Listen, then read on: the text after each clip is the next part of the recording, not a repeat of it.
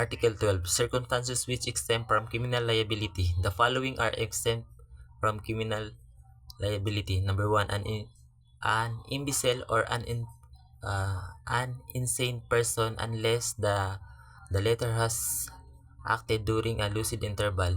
When the imbecile or an insane person has committed an act which the law define as a felino delicto, the court shall order his confinement in one of the hospitals or asylum established for persons those affected, which he shall not permitted permitted to leave without first obtaining the permission of the same court.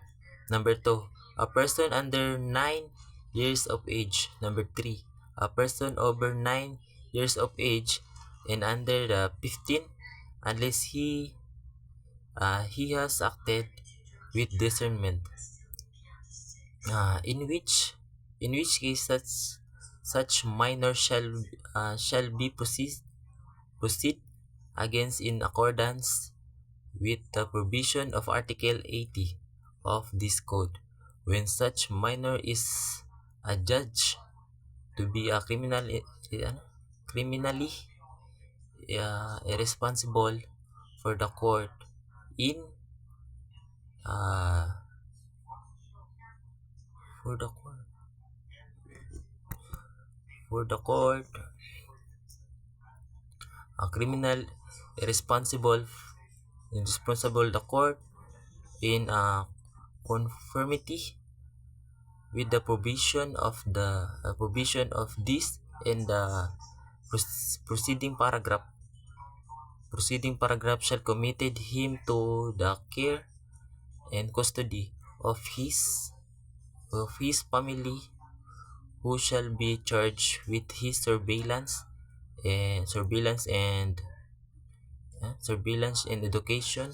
Otherwise, she shall committed to the care of some institution of person mentioned in said Article 80. Number 4, uh, any person who while performing a lawful act with due care cause an injury by mere accidents without fault or intent of causing it. Number 5, any person who act under compulsion or irresistible force. Number 6, any person who act under the impulse any person who act under the impulse of an uncontrollable fear of equal or greater injury. Number 7, any person who